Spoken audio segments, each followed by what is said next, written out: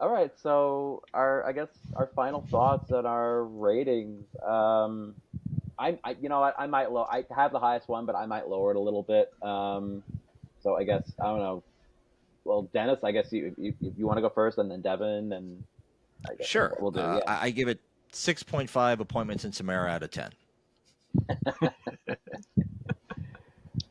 Okay.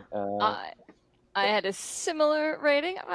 I liked it a little more. I gave it 7 insulted Canadians out of 10. Well, Dennis and I were on the same wavelength. I gave it 6.5 reverse clocks out of 10. A pretty sad way to end the season in air date order. But now that I see it was in July, I understand. Held off, yeah. Yeah. You know what? I mean, all the points that came up. I think I will lower it a little bit. I'm gonna say 7. You can like things, No, Damon. It's okay. No, I like yes, it, but you're allowed. No, I know, but like after I'm seeing it, I'm like, I'll just lower it just a little, because yeah, there could have been some better stuff. It's a lot of things that came up that I had issues with. So I'll say 7.5 homies out of 10. All right. So I guess that's it. Thank you, Dennis, for joining us again. Hope you As always, thank you. do it again for season 3. If you want to do it again for season 3, if there's anything coming up. Oh, sure. We might not have as many people that want to do things for season 3. I'm just thinking aloud now. I don't know. Actually, I was just thinking about it earlier today. Actually, when it was first airing, I actually enjoyed season 3 quite a bit. Yeah. Okay. It was only in hindsight. Well, okay. Towards the end of season 3, it got weird, but it's only in hindsight. Like when you really look at the whole thing, it's like, oh yeah, yeah. But yeah, it's hard. We can't judge things from the 90s by today's standards, right? Like we do have to give a little bit. It's okay that we enjoyed them when they were on, because they were new and exciting and interesting when they were on. It was before the golden age of television and streaming and everything. Absolutely. Yeah.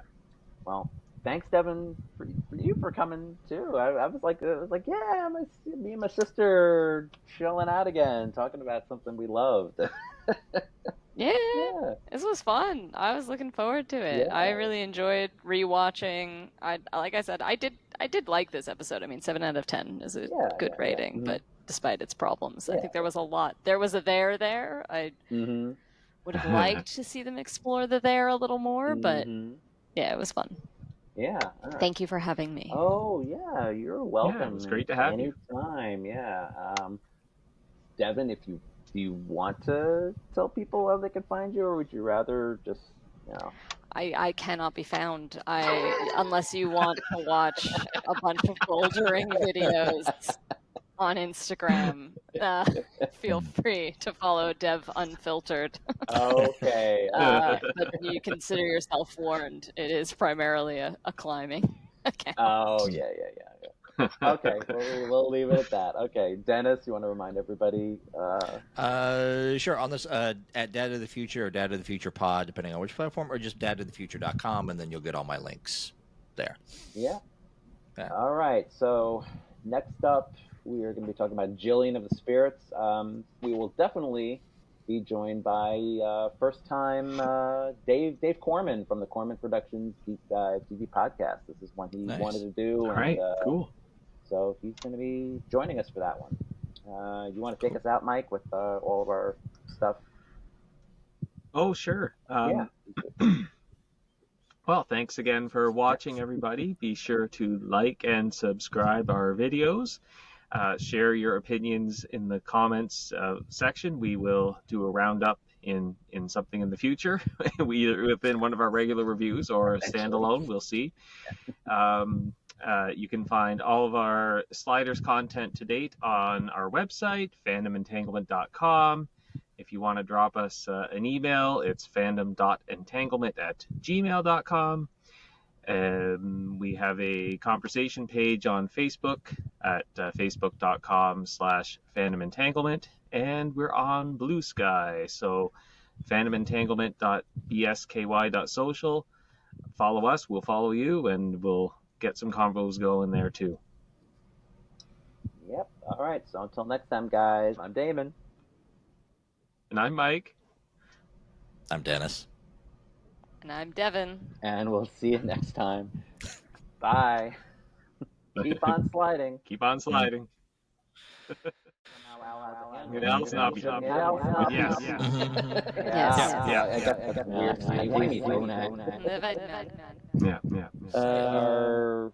Okay, memorable lines. Yeah, you already said, Devin.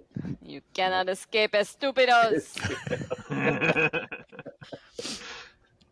Who had the "I remember you"? Oh, I think like when Kit and Quinn first meet, like Quinn actually says, like, I think, like, I remember you, and like, no, you haven't met earlier in the episode. It was like a weird, like, obvious, like, inside joke. Well, from Earth Prime, he would have known. Yeah, I'm wondering if you knew her. Maybe yeah. That's what he means. Yeah, that's it. Yeah, that's fair. I'm still calling it cheating. Anyway, but yeah, I stand corrected. Again, Quinn being oblivious that, like, hey, all these people don't know what you know. Yeah. Like, why are you? And now it's just weird. Daelin was romantically interested with the guy that kind of looks like her brother.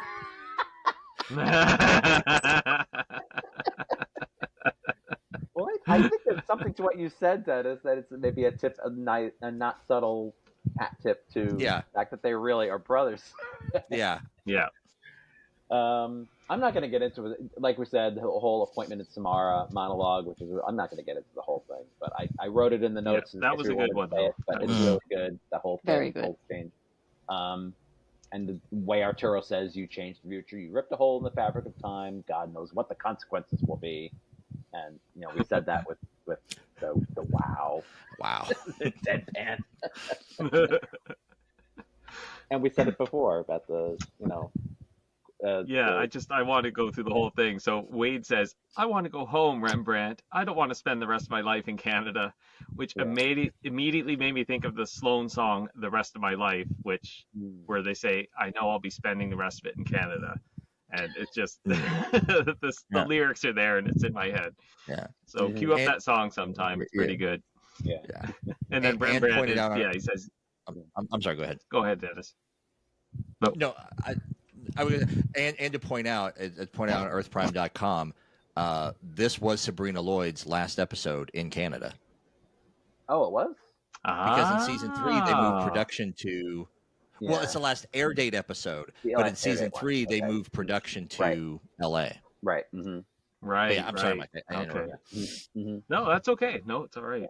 And then Rembrandt's response, of course, you think I do? It's wet. It's cold. My records didn't sell spit up there. All they ever listened to is Anne Murray and Gordon Lightfoot. I had to pause it and laugh both times. I just laughed. It's a hilarious stereotype. I love it.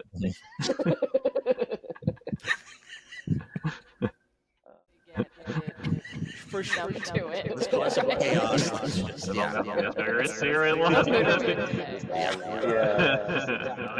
right. So we found some goofs.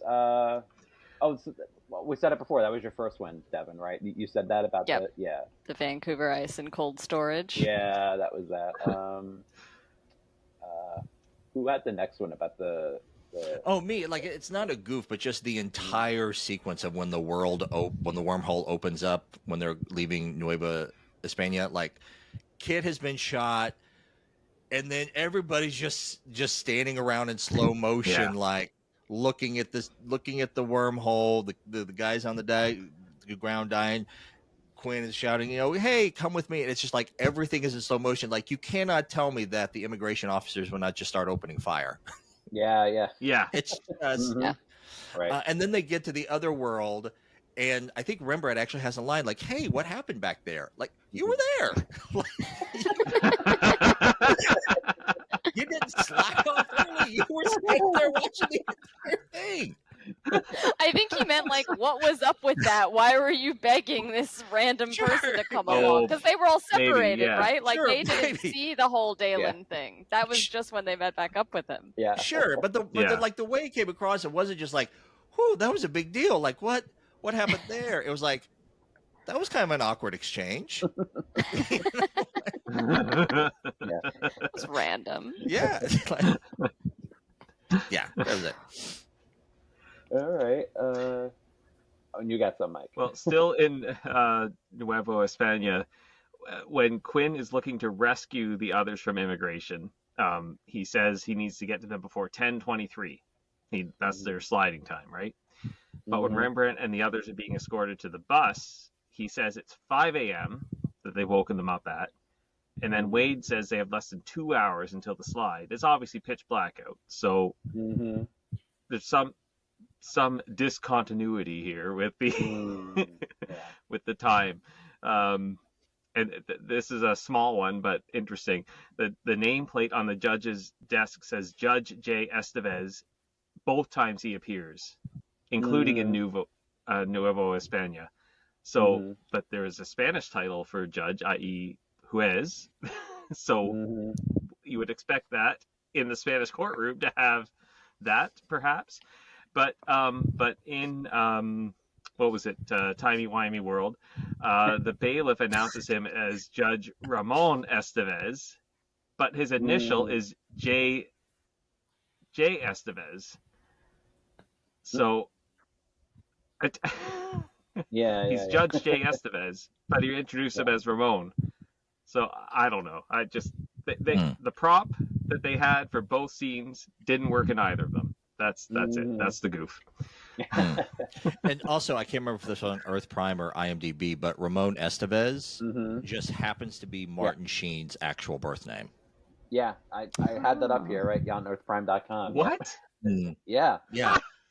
Yep. Oh, funny. That's got to be an Easter egg then. Yeah. Yeah, maybe. Yeah. Yeah, I didn't put them in the notes either, but I saw some other things. I didn't think about that. There's like when they're in the jail and Quinn says he took it apart, put it back together again. Where would he find the tools to undertake such a dissection with the timer? Good point. Yeah, that's his goof. I see that. I'm like, yeah, I didn't think about that. So here's a question. This is like a really minutiae thing because of the weird way they slid onto that world. Did they manage to hang on to the timer for the entirety of their arraignment, their trial, and conviction?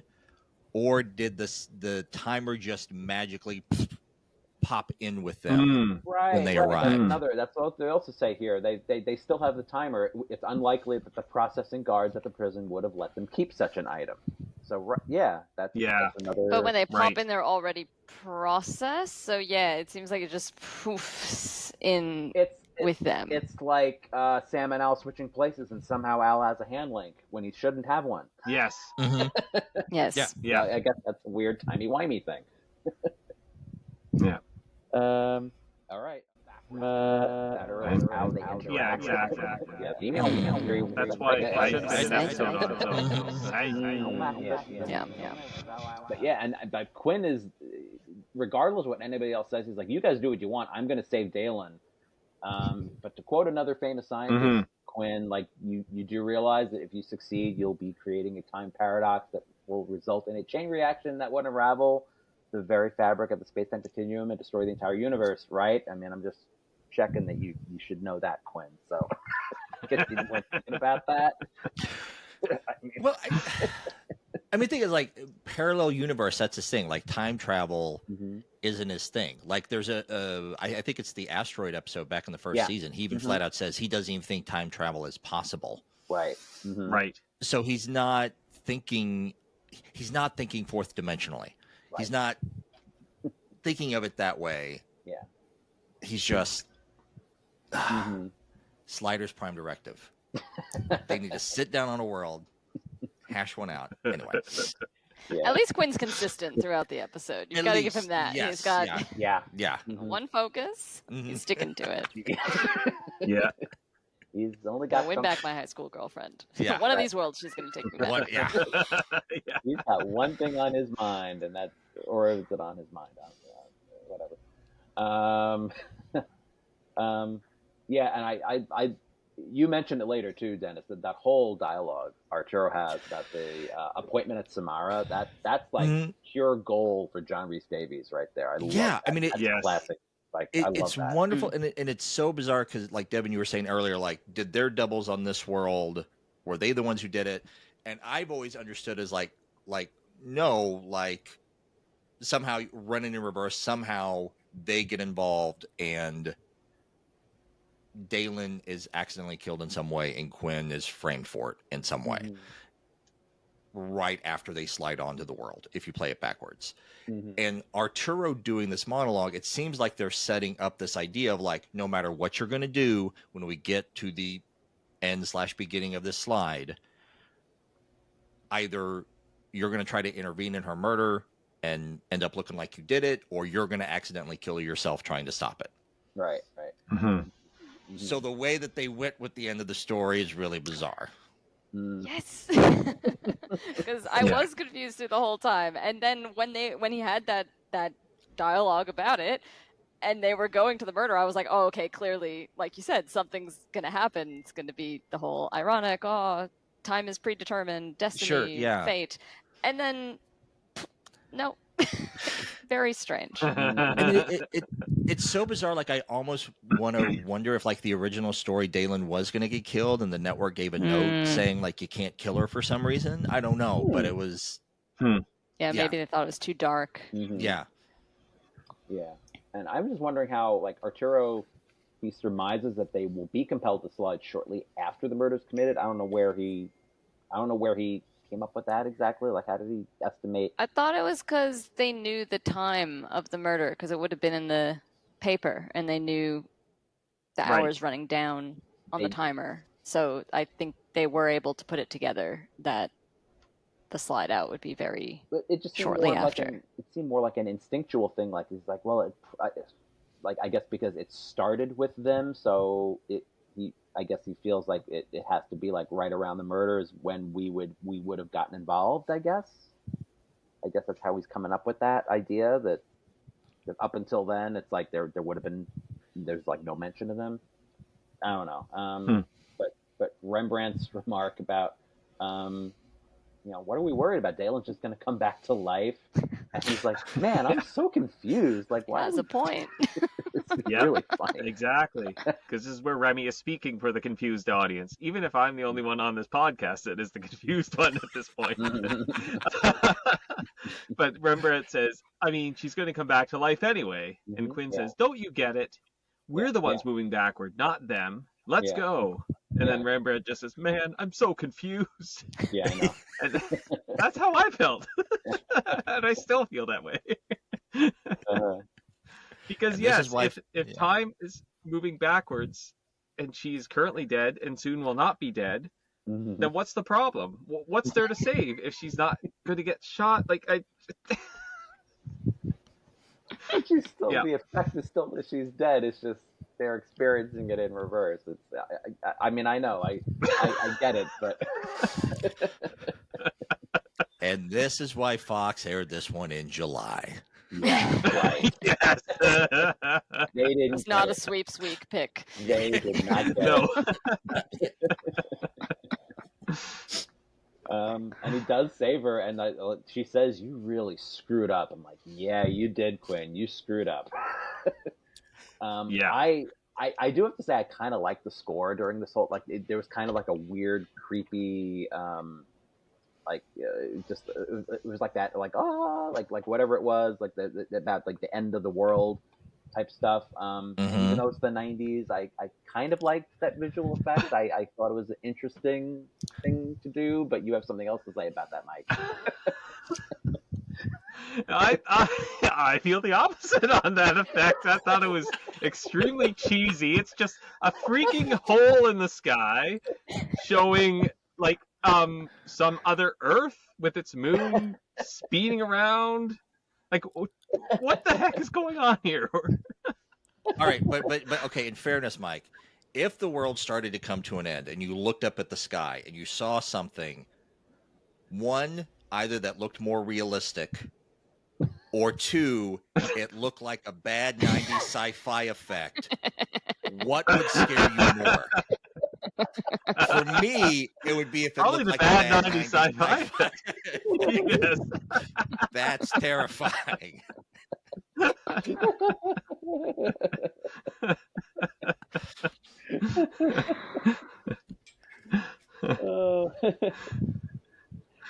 Okay, and that's so. Devin, what are you saying about this concept?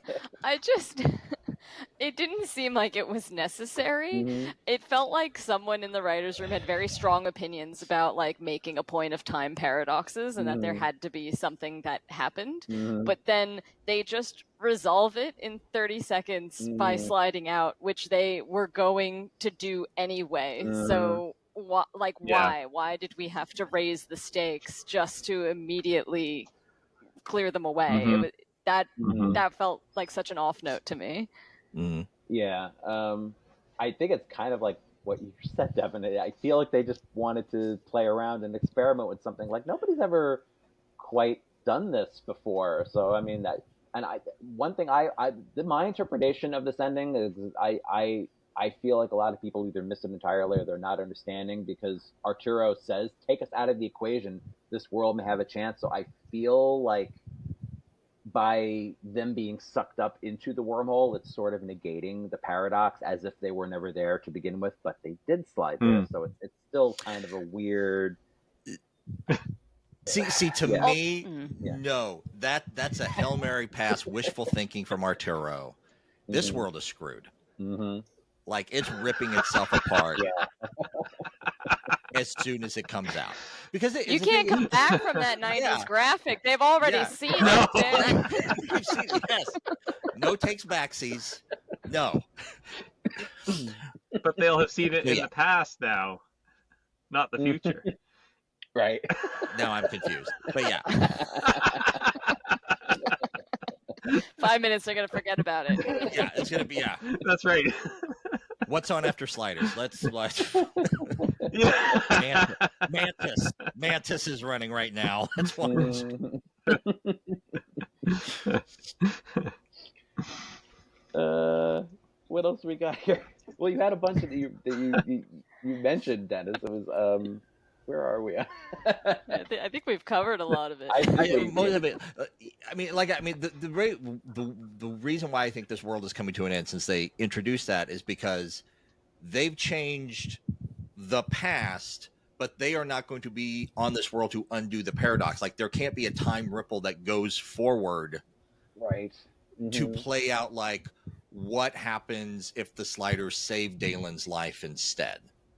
There's no way to fix this paradox unless they're just taken out of the equation and they're like kind of erased, but which again doesn't make sense. They had to be there to begin with. She saw them. Right. She interacted with them. Yeah. So it all played out, but just in reverse. So I'm even confused now. But my bottom line is, this world is screwed, and I think even Jerry O'Connell thought this went too far, because my favorite line of this entire episode is when like we see the graphic and like Arturo's like, you've ripped a hole in the fabric of space-time. Jerry O'Connell's like, wow.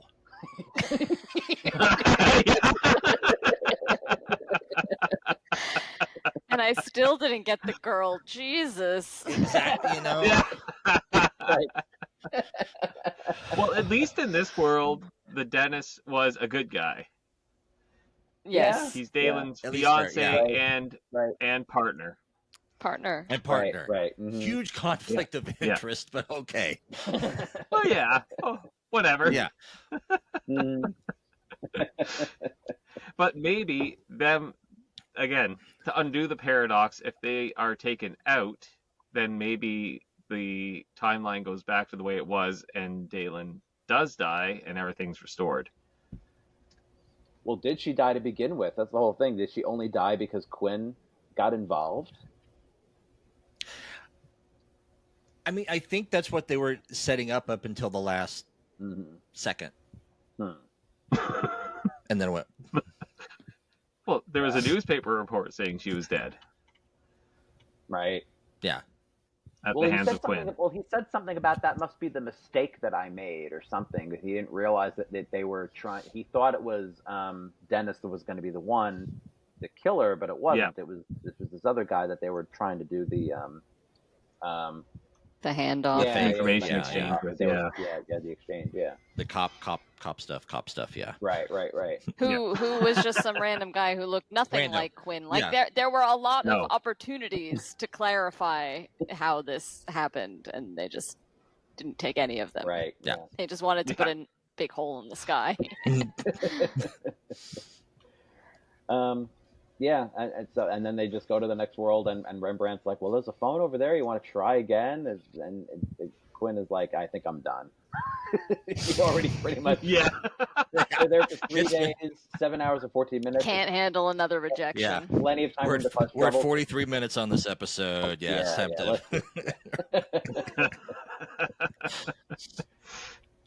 I think we pretty much covered everything else. Was there anything else you guys want to add before we get into the goofs? And I think we covered it.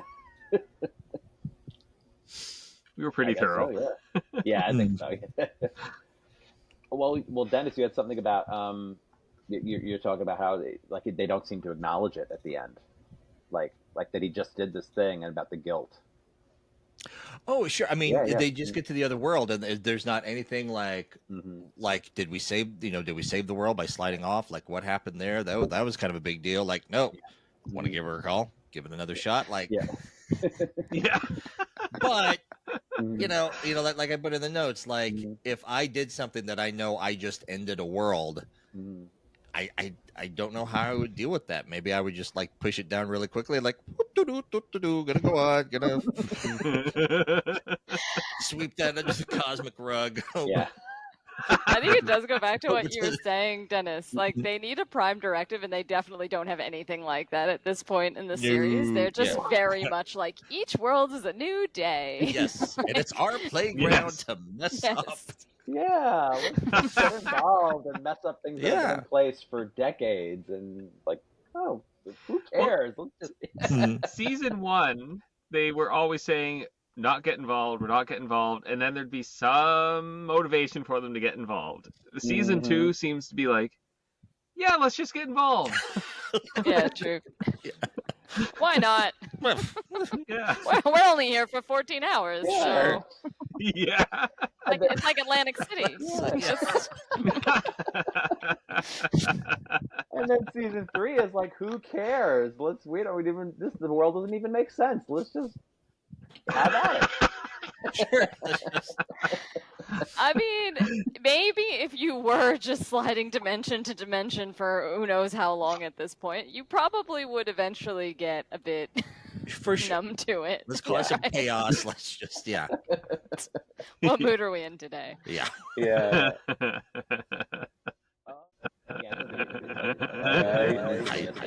We're doing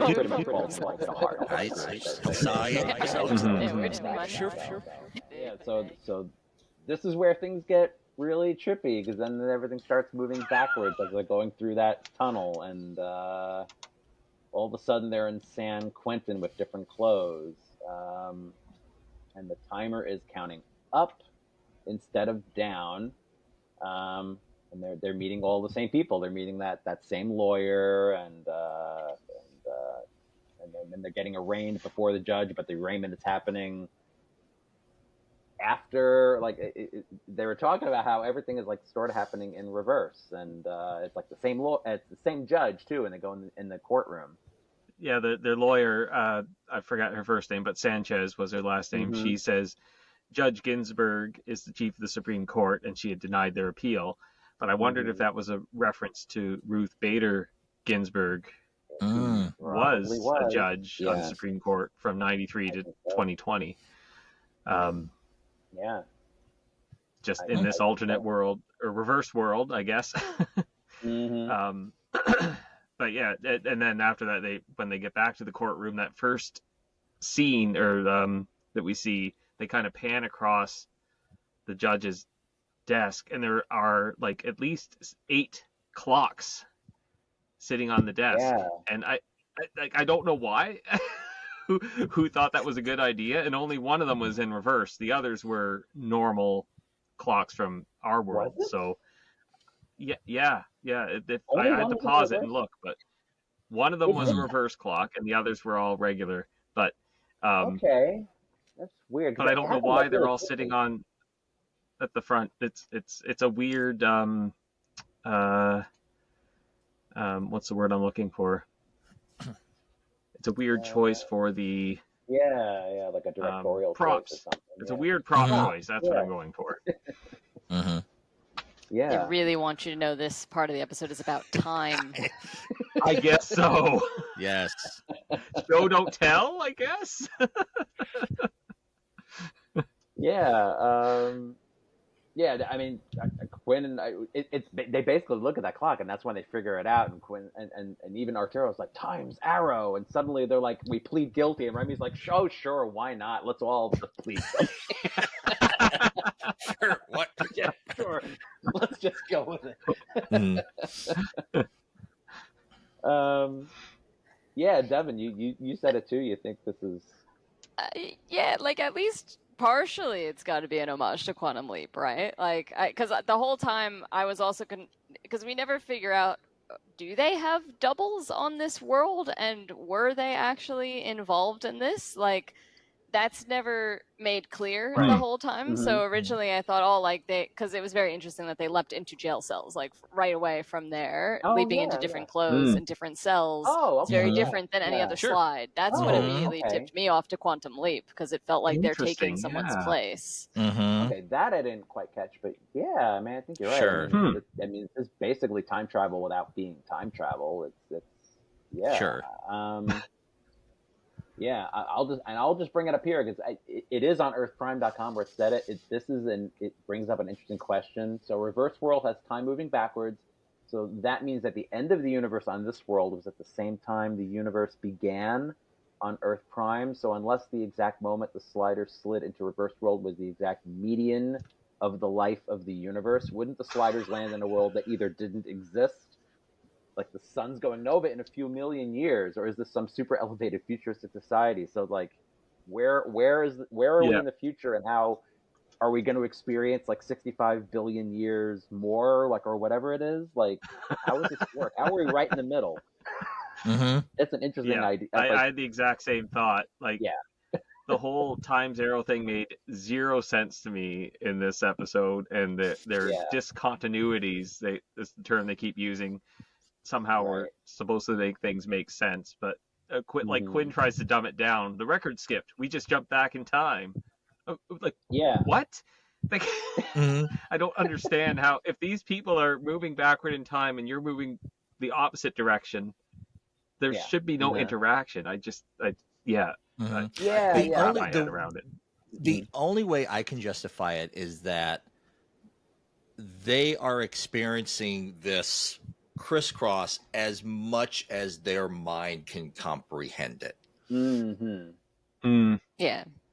I felt the same. I actually didn't mind the skipping record analogy. I thought that was a helpful one for the audience, because like, same as Dennis, it's like, well, obviously we can't move backward. Like, we wouldn't know how to do that, and they can't move backward. So it's just how they can comprehend what's happening. Yeah.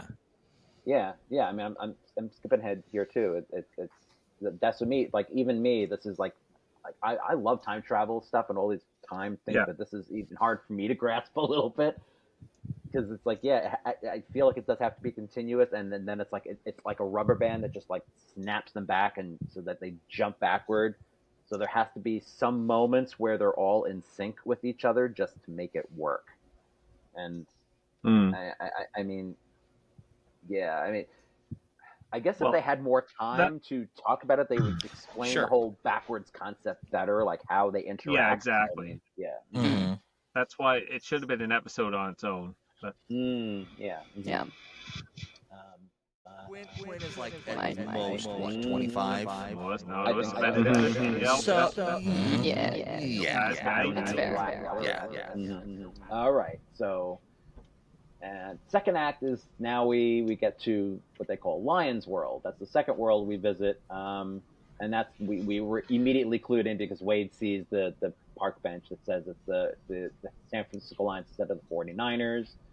And well, I don't know how long they were on that first world, but Quinn says they're here for a little over 7 hours. How long do you think they were on that first world for? It seemed like they were there for a while. They didn't say. Perhaps they just said they had one day at the time they were 1 day left. Looking for work there or something. Just one more day. Yeah. Mm-hmm. Mm-hmm. Yeah. I mean, they obviously had to be there long enough to try to find work. So. Yeah. Yeah. Well, I was wondering if having them the Lions. I mean, Earth Prime says maybe the Detroit Lions moved there, but I wondered if it was a nod to the CFL, which is the Canadian Football League, because the BC Lions play in Vancouver. Oh, okay. I wonder if it's another inside joke here. Mm-hmm. Yeah, maybe. Yeah. Mm-hmm. But then I guess Quinn looks mopey, and Rembrandt says he'll go with him. He says, "Professor, you stay here. I'll go." But they're go to the Lamplighter pub, and I'm pretty sure that's the same bartender from Time Again in World who's giving them the drinks. Mm-hmm. I think so. I think you're right. Yeah. I don't think she's credited in the episode. So I don't. Yeah. Yeah, she had a mustache the first time we saw her, and not the second time. Right. Mm-hmm. And when they're chatting, you can also hear the VLT noises in the background that the old man was playing. In Time Again in World. So, okay. There's some interesting tie-ins to earlier episodes in this particular vignette, as I called it. But I noticed Quinn said that he and Daelin dated for a couple of years in high school, but they parted ways in, as they say, the 10th grade. So does high school not start in grade 9 in the U.S.? No, it does. Yeah. So wouldn't the couple of years they were dating be those first 2 years of high school? Yeah. And he says that as if end of grade 10, separated. She moves away, maybe. Yeah. Yeah, but to say a couple of years, it just seems weird. I don't know. I see what you mean. Yeah, I see what you mean. Well, I feel like I was like a year ahead, but I feel like it was, I was like 13 when I started high school. So isn't it usually like 14 and then you turn 18 basically? Like that's the average. So yeah, it just depends on. Yeah, it just depends on. Yeah, when in the year you're born. Yeah. But no, I didn't think that was weird. I thought 9th and 10th grade. Okay. Sure. Maybe it was just me. Oh yeah. I just thought the way he said it, for a couple years, to me implies. Sure. I get it. Couple means two, but. Right. Mm-hmm. Anyway. Yeah, no, I didn't catch that. I digress. Yeah, sure. No, that's okay. And were they dating, or did Quinn think they were dating? Oh. Yeah. Good question. That's a good question. On this world, it would happen in reverse, where Quinn is the one that left in 10th grade and broke her heart, so she remembers him very well, but now she's married to Dennis, and then she has that infant daughter named Julie, and I guess he did not pay any attention. Were there no toys or anything around the house when he first walked in? And he's like, wait, who's Julie? I guess there was just nothing there to indicate that there was a baby there. Yeah, that was a bit odd. Yeah. That was odd. Mm-hmm. It's kind of acting like he's very oblivious to everything else, because he's just it's the puppy love thing. He's just so enamored with her. Yeah. Mm-hmm. I just wanted to say a side note too. It doesn't really have anything to do with anything, but Mata was watching this with me, and she's like, she doesn't know if she can trust anyone with teeth that are that white.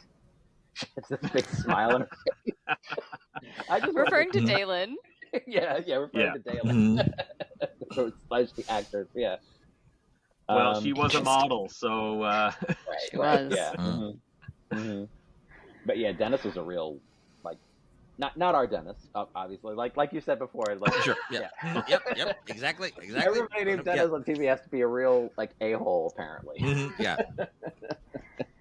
Yeah, this Dennis in particular was just like the worst archetype of an abusive partner, to a point that was a very convenient portrayal of an abusive relationship with no nuance, which you always I always hate seeing, because it really it just made the power dynamic super weird with Quinn 2 times in a row, like trying to swoop in and save a helpless Daelin who has no authority in her life and is just kind of in these terrible situations to be rescued from. Yeah, yeah. You said it perfectly, Devin. I saw it in the notes. It was like I remember I was watching it. I could not place what it was that felt off, and that's it right there. Well, I mean, it's just the fact, like, for this vignette to work, Dennis just has to give up and say, if you want her, take her. Right. Yeah. Which also does not typically happen in an actual abusive relationship. For sure. Or if it does, he's going to come pay Daelin and alternate Quinn a visit at some point in the future after he sobers up. Yeah. Amada very quickly pointed out that if that had happened to her, this guy'd be dead. He would be dead. Yeah. Like, that's not happening. I really wanted to kick him in the nuts too. That was like, he deserved it. And then that Superman punch that he boom, like that was some punch. That was good. I like the fake out. He was like, "Oh no, I don't want to fight." Just turns around and clocks him. It was It's pretty good. But yeah, you're right. Like this, he's a very two-dimensional cliche of a wife beater. And it's weird how he just gives up. You were saying though, no indication of a baby. The one weird thing was there was a bassinet sitting in that hallway where they were having the fight. Right. But the baby was upstairs somewhere. So I. Yeah, you think there'd be more around the house, but. I didn't notice it either originally. But there's nothing else in the house indicating there's a baby living there. Yeah. Very strange. Yeah. Oh, what else? Also, am I misremembering? Didn't the baby start crying before she mentioned Julie? And they were still like, "Who's Julie?" Am I forgetting? No. I don't know. It was hard. She said, "Don't wake up Julie. She's sleeping." And then he says some jerk-ass comment about, "Well, she's not going anywhere. Who cares?" Starts playing his music. And I think that's when Quinn says, "Who's Julie?" And then Dennis goes upstairs and like turns on his rock music or something and wakes up the baby, and that's when she starts crying. Yeah. Still very oblivious of Quinn. Like, you could really put that context together quite easily. You would think. Yeah. Don't wake my 22-year-old friend Julie. She's sleeping from our night out. Like...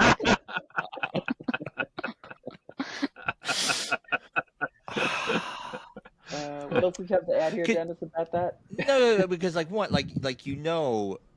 Quinn had it in his mind, like maybe take Daelin off of this world, especially that he sees that she's in a bad way. And then as soon as he hears that it's a baby, he's like, "Oh, yeah, it's so true." Could you leave the baby with Dennis? No, and it's just like, no. Can't take the baby with us. Yeah, but the one like sweet little touch I did appreciate about this vignette is just like he very matter-of-factly gets a hold of this alternate universe Quinn, and we don't even see the other Quinn on the other end of the line, and I kind of appreciated that. Yeah, that little touch. Has anybody seen or read The Time Traveler's Wife? I've heard about it. I never actually watched the movie. Yeah. Fantastic book. The movie has some things. There was an attempt at a TV series that didn't work, but like the nature, like this guy, like he jumps back and forth through time, and like it starts from he's a little kid. So there are frequent times throughout the book where an older or younger version has to get a hold of himself in whatever time period that he's in, because he materializes when he always materializes naked and cold and on the run. Right. So it kind of reminded me of that shades of like, yeah, this is the life that we live and whatever. And I kind of like this idea of like the other Quinn just getting a hold of the other Quinn, like, oh, hey, I slide between parallel worlds. I'm another you. Now, apparently he didn't say that. Like he came up with something else. Yeah. But I did like that little touch. Yeah, you're saying that you like the idea of him, these other Quinns being frequently contacted by other for sure. Quinns. I would love to see an episode that's just centered on a normal Quinn who hasn't traveled, and he's just like, like he's smart, he's a scientist or whatever, but then like these alternate Quinns just keep showing up with these weird stories. That'd be fun. least a fun fan fiction story. But yeah. And then Devin, you had the thing about Rembrandt. Yeah, like I mean, even starting from back when he first encourages him to call her, I did like I mean, Rembrandt is the heart of the group, right? But I always like those moments. I like them because like Rembrandt's a guy, and I feel like it was rare in the 90s to see examples of like emotionally intelligent masculinity, and I think Rembrandt was actually that in a lot of the show, and in this episode in particular. Yeah.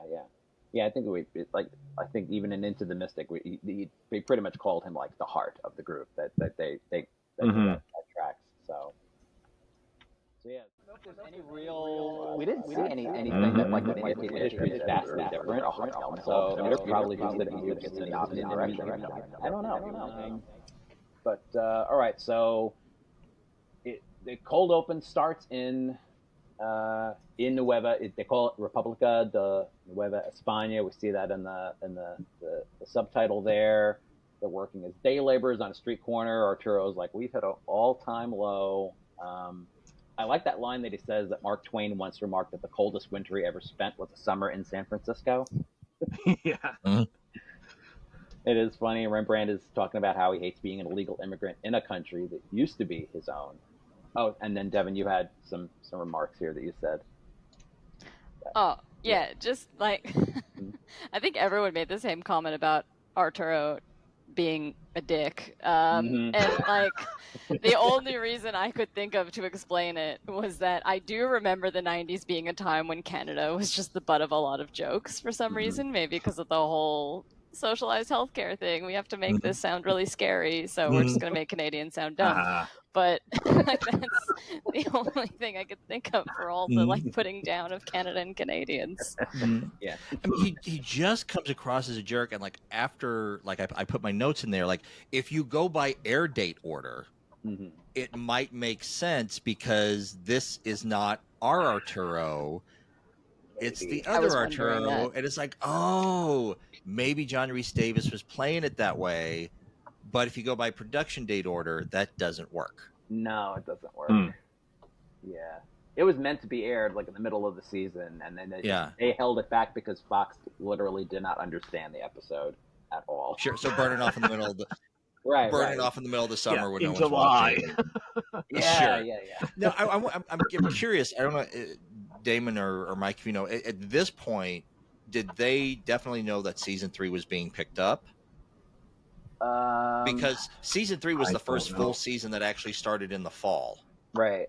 I feel like they knew toward the end. I don't know if they knew when this was shot, though. I don't know because I know seasons 1 and 2 are kind of lumped together. Like it was just like on hiatus, and then they did like the rest of them. So I'm not entirely sure. Sure.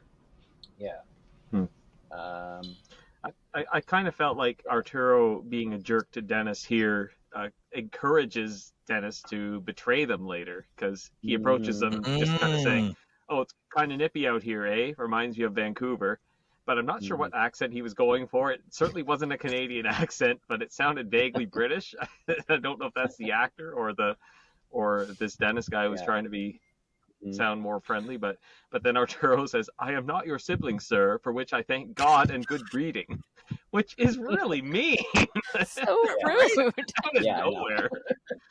But then you see his face, and I think that kind of foreshadows his eventual betrayal. I don't know if he set out to betray these people, but once he was like, wow, you're an asshole, why should I try to save you? I'm going to save my own skin. That Arturo may have sealed their fate here. Yeah. And then immigration called them the furbacks, which was I found funny, and maybe it's because I actually haven't heard the proper slur in a while. Like I had to actually think about it and realize, oh right, there's that slur, which I won't say for obvious reasons. But like all I could think of was like because they wear furs because it's cold in Vancouver. Like was that as far as the thought went? Like Vancouver's one of the warmer places in Canada, so I don't. And being by the ocean, they don't have as cold winters, but that's right. They don't get that much snow even. Yeah. No. And Devin, you pointed out there was an editing goof apparently, which I did not catch.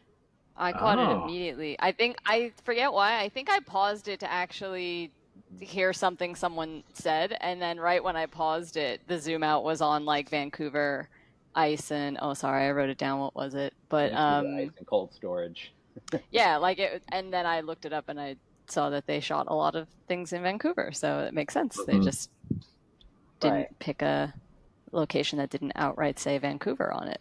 I want to say that I think a lot of it was almost like a shot at the production, because it was like just everything was happening in Vancouver, and something like it was like almost like an inside joke. I feel like with Sliders especially.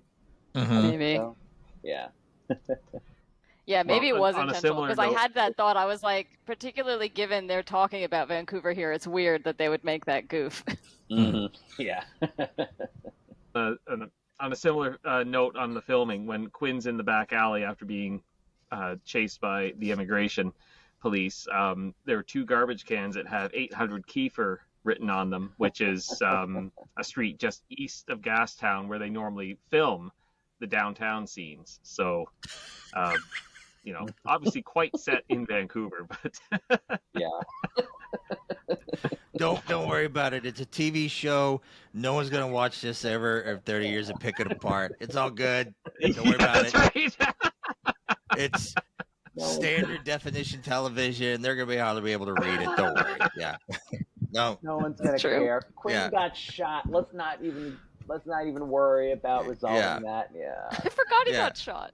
And they didn't want to resolve that. It was like so inconsequential. I know. It's literally they were like, who's gonna care? It was almost a year. Like, yeah, we care. It was rubber bullets. It's fine. Yeah, I know. Side note: him climbing over the wall. I wish I'd watched it again right before this, but I just remember watching it and laughing at how conveniently it was cut. It's like he didn't try to do any of his own stunt work there. That was just well, he's over. Yeah. Yeah, and then he's almost attacked by the Nitro and Cajun are the names of the dogs. I've never heard that before. Yeah. Nitro, it was like, okay, Spanish names, I guess. Yeah, probably. Cajun did reference to the French, Louisiana French, probably. Oh, so maybe. I guess so. Again, did the French have I want to know about Nueva España. I want to know what happened. Yes. But a whole half-season arc based in Nueva España. Yes. Yeah. Just running to different rich people's estates for help. That's where I would go. Yeah, right. Yeah. Yeah, that's where he meets Daelin, and he passes out, and she's like, "How do you know me?" And we get that whole story about how she left in 10th grade and it broke his heart. And then they're talking about when because he says, "Who's this?" It's Dennis. Oh, we were all they were talking about deporting him. They're going to send him back to Canada, and it's just like we kind of brought it up beforehand about how it's like are they tapping into what's going on in the world right now, in this era? It's getting kind of creepy how Sliders keeps kind of touching on stuff that's going on right now. But Wade was getting on my nerves again, because when they're in the courtroom, she just always acts like that's it.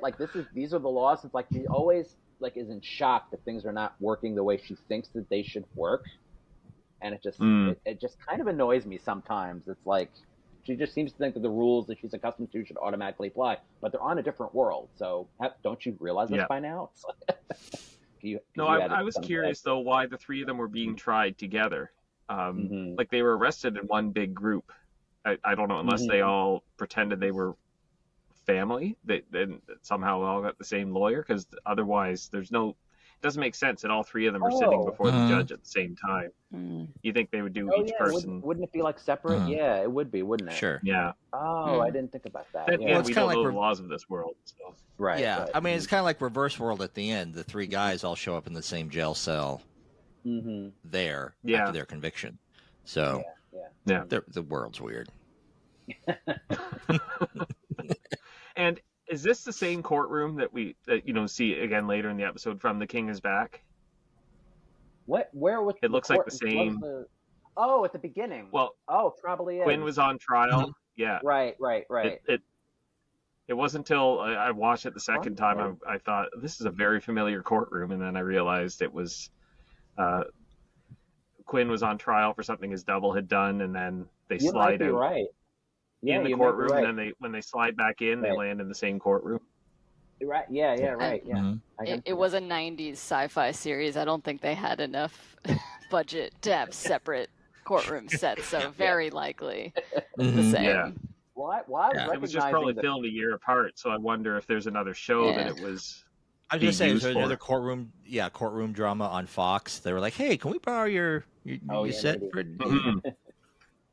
Yeah. Well, I'm definitely recognizing in that I recognize the field that they're in. That's I think we see that in Invasion when they first arrive after escaping from the Cro-Mags.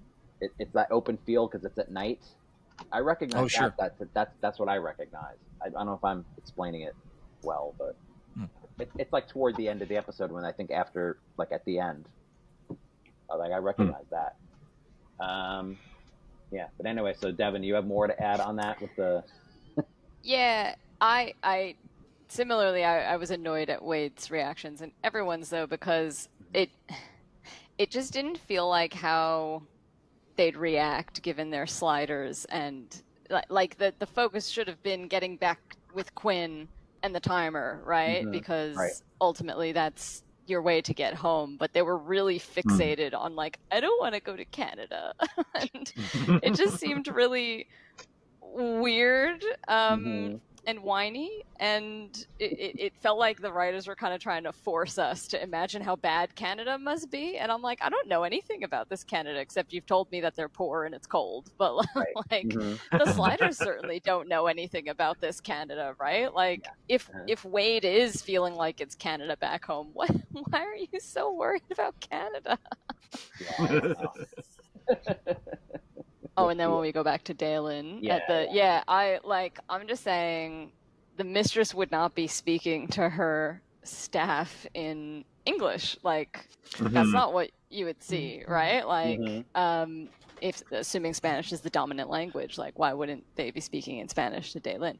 But look, like, it's the 90s. No one was ever going to subtitle that exchange. So it's fine. It just threw me because... Yeah, because I've been watching a lot of Star Trek lately. I just kind of run that through my universal translator of fair. They're talking in Spanish, but they're just But I think because in this show there is random Spanish inserted to sort of like world build, it really stood out to me that someone who you'd expect to be speaking Spanish wasn't. Would be because they even said it in the courtroom. Similarly in the courtroom. Like. For the sake of our client, lawyer was speaking English. Please, I guess. Yeah. But she was speaking English before that, so except she called the judge Juez in Spanish. So Although I do think it would have been funny if they had the courtroom scene where the lawyer and the judge just spoke in Spanish and they didn't subtitle it. Yeah. And so you just had a nice touch. Yep. And so you just had the sliders go. Like totally. What? And they don't understand anything until they hear they're being deported. Yeah. Yeah. Yeah. Because we would have been right there with them. Like, what did they say? Sure. Yeah. And so, and when Quinn is talking to Daelin about that line just kind of hits me when he's talking about California being part of the United States, the most powerful country in the world, and it just hits a different nerve with me now because there are certain people that have taken this to heart and are trying to use that as an excuse to, or at least try to bully the rest of the world into submission. So it hit me a little weird this time hearing that. It's also just a really weird representation of the plight of immigrants trying to go to a new country, right? Like, it could have been a moment where we could feel more sympathetic towards Daelin and hear about like why they want to go to Nueva España so much, but instead she just gets all starry-eyed and talks about the Anglos being in power, and that like that particularly was really jarring for me because I never would have, as a very pale, noticeably person, like I'd never have thought of U.S. as like the country of the Anglos. So to almost see Sliders present it like it is now in the night, like it was weird. It was cringy. Yeah. And then this is when we're introduced to her brother. This first time we're seeing Charlie O'Connell in the series as Jerry's. Daelin's brother, Kit. And then you do there's that weird brotherly handshake thing. And Quinn is like, "What is this?" Like that little like fist pump thing. I'm like, "What are they doing?" And then he's like, "No sweat, homie." Like, what? It was just I don't know. It was a weird little exchange. Yeah. Also, La Raza Blanca again. Just like the whole thing is like we're white. It's weird. And why is your group name in Spanish if your whole thing is being like anti? Yeah. Yeah, I don't get it. Speaking of Charlie O'Connell, as soon as he turned around, in my mind, I went, "Colin?" Yeah, because I think he shows up again. I didn't realize he had guest roles before he came on the show. I forgot. Yeah. Oh yeah, Jerry was trying to get his brother on like every chance he got. I think he shows up again in season 3 in an episode I really don't want to talk about, but we'll get there pretty soon. Sure. We'll talk about it someday, just not today. Yeah. Some dragons. Yeah, I don't want to talk about that. Yeah, and then Wade's line about I don't want, like we said, that I want to spend the rest of my life in Canada, and that's well, we had it later on as one of the lines, but I love Rembrandt. It's like, you think I do? It's wet, it's cold. My records didn't still spit there, and all they ever listen to is Anne Murray and Gordon Lightfoot. Yes. Is that true, Mike? No. I do love me some Gordon Lightfoot, but I will say, as a country music fan, I will not stand for the Anne Murray slander. Because she had some certified bangers back in the 80s. I'm just saying. Yeah.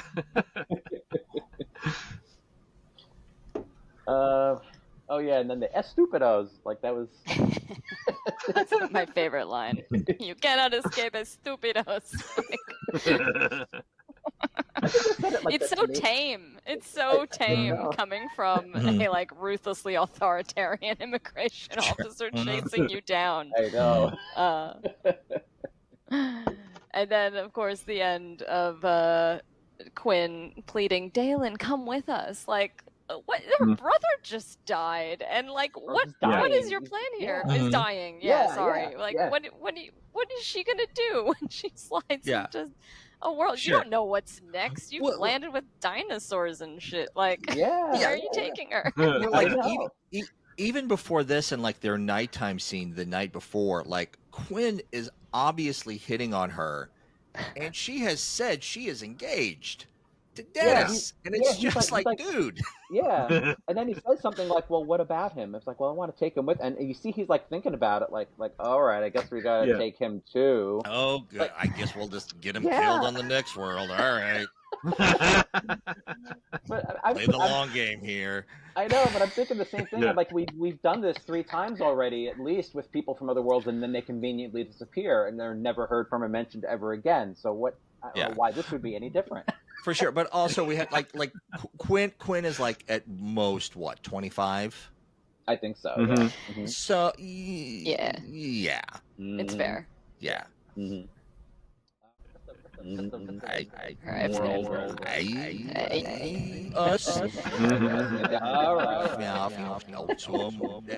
Okay, so who wants to? Well, I mean, Devin, since you're the new one, if you want to just what your first impressions of the episode were. Sure. Yeah. I thought there were 2 really interesting like what if concepts in there, which is what I always liked about Sliders. I was personally more interested in Nueva España because I feel like it was one that you could believe, because you could see a world where slight changes in history and things that occurred could lead to, you know, just a different outcome for the modern day US. But yeah, even the time travel concept I also thought was interesting. I mean, there's always execution issues, particularly when you put all of these things together and don't spend a lot of time on either, but overall I liked it. Okay. Dennis, how about you? Yeah, a lot of similar thoughts. I loved this episode when I was a kid. Like, I had it like taped on VHS. I watched it repeatedly over and over again. That said, there were parts that I missed. I thought almost all of this episode took place in reverse world. And no, that is not the case. I misremembered some stuff. But yeah, Devin, like you said, I feel like a lot of this stuff in the 90s was like great premise, not perfectly executed, especially when it's sci-fi and you're mashing up ideas. But yeah, I think there's a lot to talk about in this one. I think this episode is another good reason why they need to establish a prime directive for sliding. Yeah. And I would also like to file a formal complaint anytime a Dennis pops up in a movie or a TV show. He is almost always a jerk, and they make my life harder. That's where I'm at. All right. I'll just say, I mean, I did love the idea behind this when I first saw it almost 30 years ago, and that's really aging myself when I say that. 30 years. And at the time, I did think, because I thought, I didn't know anything about the production order and all this other stuff, and I was like, this is last. This is after Invasion, so I guess this is the season finale, but it's not really the season finale. But I still find that the aspect of the time moving backwards, it's fascinating. But I do wonder in hindsight why we needed everything else. But probably because it's difficult to devote a whole 45 minutes to this concept because it's so, you know, kind of out there, hard to follow. And some of the plot doesn't quite feel as connected as it could be. Because I, like I said, I liked it in the beginning, and it's like, it does have some issues. So, Mike. Yeah, I feel like we're all sort of on the same page here. I get why they connected the three storylines through Daelin being Quinn's former partner or girlfriend, whatever.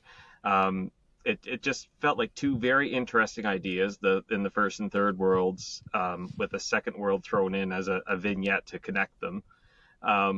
It would have been really nice to have, I think, an entire episode in Nueva España and then another entire episode in the reverse time world to really dig in, and especially on the reverse time world, to get to those mechanics of Time Zero that Arturo just kind of throws out there and says Stephen Hawking was right.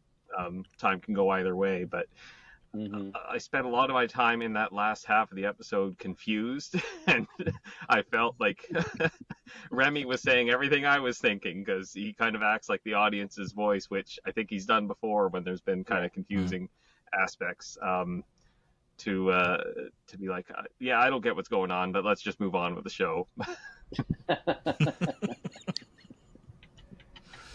Yeah, all right. I have it pulled up on Earth Prime because I didn't get to put these in the notes. I have a little bit of the what they say is the backstory for the different worlds. I had it here. I didn't have time to write it in. All right, forget about it.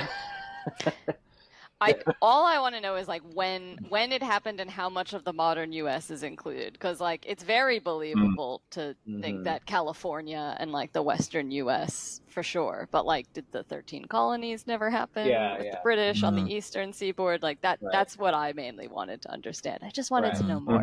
Okay, right. Yeah. So here I got it on earthprime.com. It says, in Nueva España, the Spanish have taken over Northern California and have instituted their own government over the American ones somewhere along the timeline. La Migra are the equivalent of immigration police, and Canadians are considered illegal immigrants with the derogatory slang furbacks leveled upon them. It's because apparently they lie in poverty, so everybody has to. I guess it's like the parallel. What's supposed to be like if you lived in Mexico or something like that. But like Northern California is so specific. Yeah.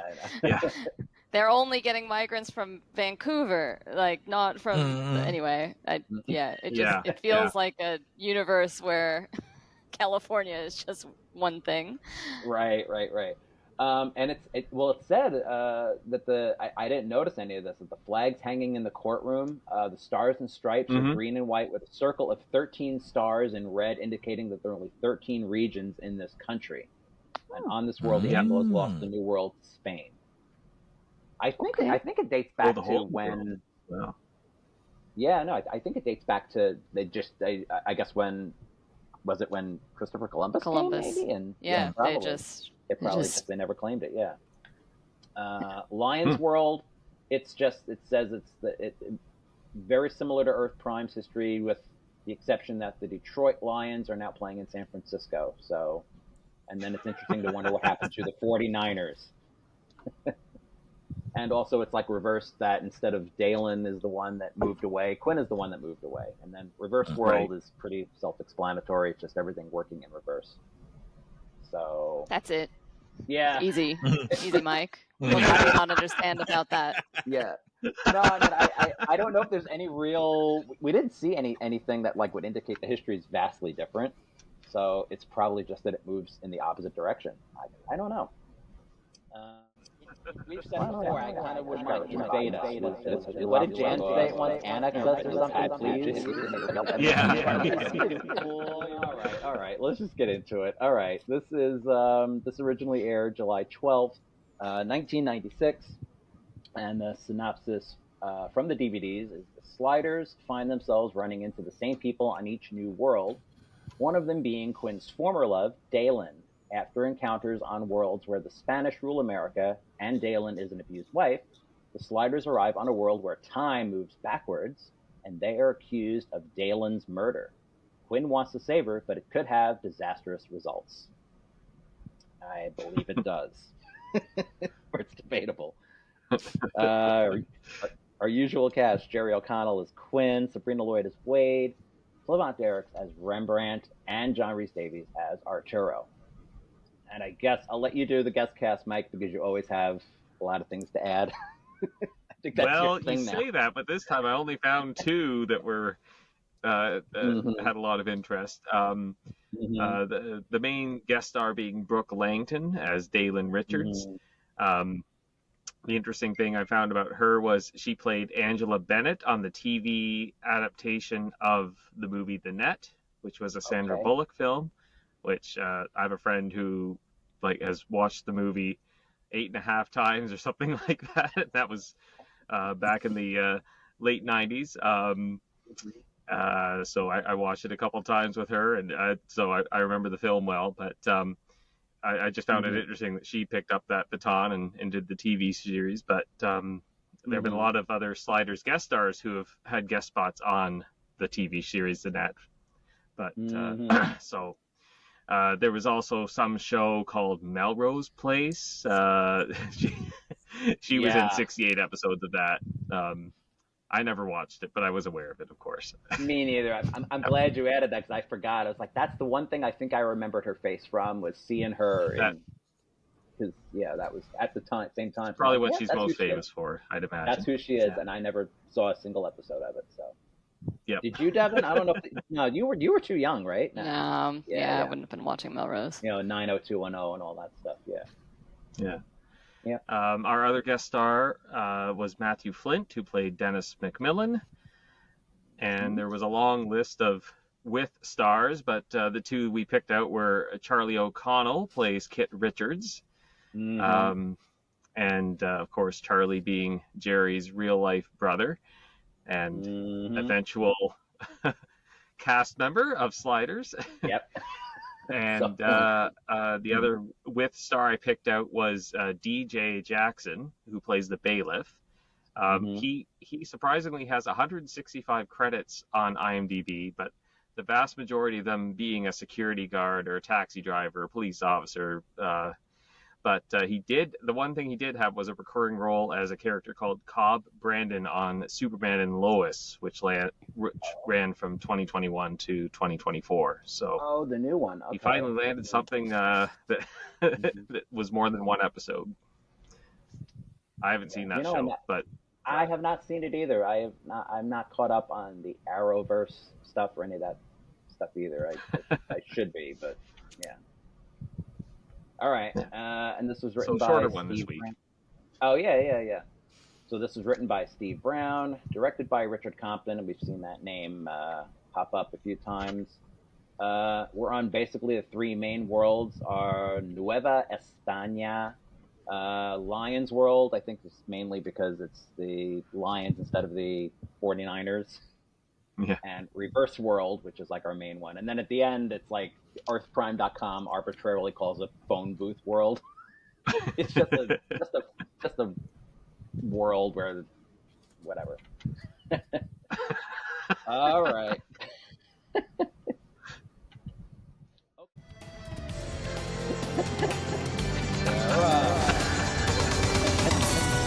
Sliders.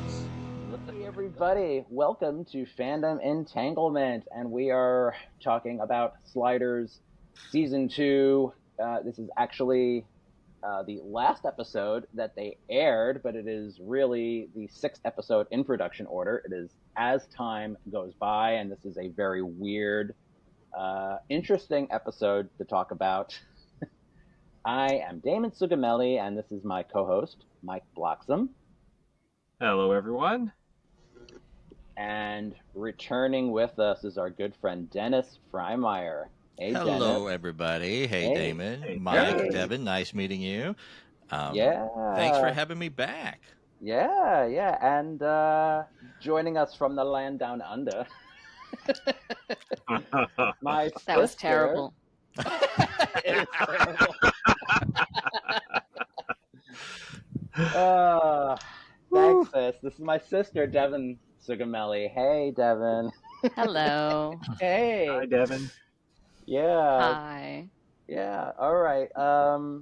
Yes. Well, I mean, Dennis has been on before. I don't know if you want to say much about what you've said it before. Dad to the Future. I mean, sure. Yeah. It's a platform that defies niche. Right now, I'm just telling like bad extended versions of dad jokes.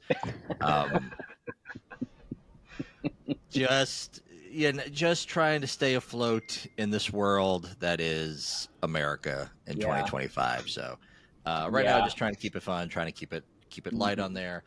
Find me on the socials, or just go to dadtothefuture.com, and that'll give you my links where you can come find me there. But yeah. And Devin, I don't know how comfortable you are with how much you want to share about your life, or.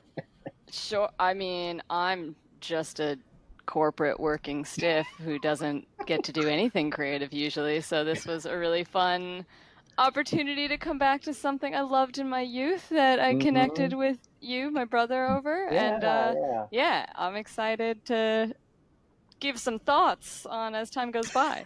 Yeah. I was trying to remember, like, when did we start watching it together? I don't, because you were when this came out. When it was live.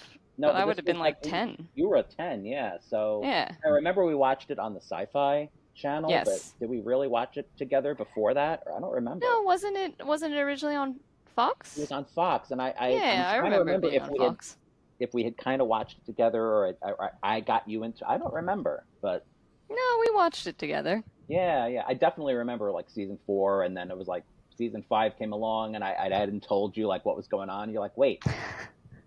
They're not in this anymore, or what? Like, yeah. No, I remember the first few seasons more than anything else, so I remember watching it back then. Yeah. Well, this is a fun one to talk about, and I've been asking. I didn't ask you, Dennis, because we did this after the last time, but we're going to do our best sliders whispers for everybody who comes on. So sure, okay, yeah. Oh, now? Just Yeah. Okay. Now, yeah. Let's hear it. Yeah, let's hear it. Sliders. Ooh, that's a good one. I like that. That was a pretty good one. That was good. Tough one to All follow. Right. Okay, Devin. I don't think I'm going to be as good. All right. Sliders. Oh, that's nice. That's nice. No, Dennis got it. You don't have to be polite. All right. I don't do this professionally. I'm not insulted. And I can cut this out if you want to, Devin, but I also was going to bring this up. Congratulations on becoming you are now a dual citizen of the United States and Australia. Yes, I am. Yeah. Nice. So when they come for all of us and try to deport all of us in this new regime, like, you have nothing to worry about because you have a place to call home. Still, I'm not very happy about it. I know. But I wanted to put that out there. So anyway, congratulations. Mike too. He's in Canada. Are you not a Canadian citizen? That's true. Yeah, but but that's. But it's Canada, as we talk about in this episode, right? Right, and that's if they don't make Canada. That's if they don't make Canada the 51st state somehow in some weird reality. I don't know. Don't worry, Mike. We'll come to protect you. We're all still part of the Commonwealth. Well, we've said it before. We've said it before. I kind of wouldn't mind. Invade us. What did Jan say it once? Annex us or something, please? Yeah.